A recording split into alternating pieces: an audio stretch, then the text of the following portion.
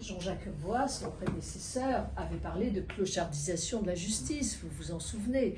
Et donc l'effort budgétaire qui a été consenti par Édouard Philippe et poursuivi largement par Jean Castex, cet effort budgétaire, il ne faut pas qu'il s'arrête là, loin de là, on n'est pas au bout de la route. Mais c'est important quand même de dire cela.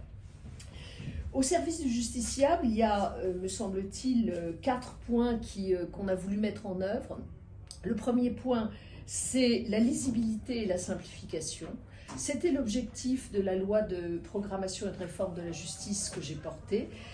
Cet objectif-là, il s'est traduit par la création d'un tribunal judiciaire pour que les choses soient plus claires, avec des possibilités de spécialisation dans la répartition des contentieux.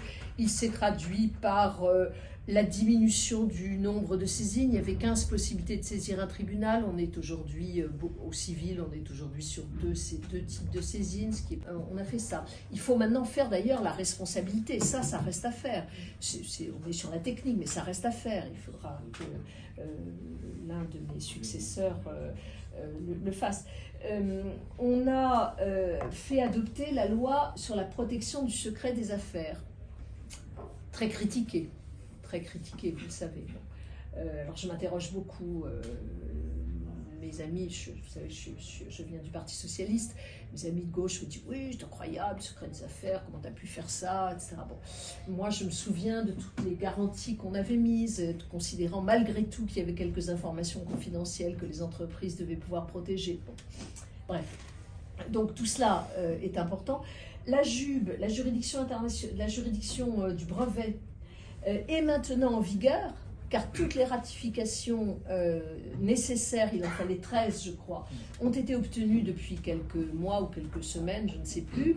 Donc la JUB est en vigueur, la juridiction internationale du brevet, et son siège est à Paris. Enfin, l'un de ses sièges, le principal, est à Paris.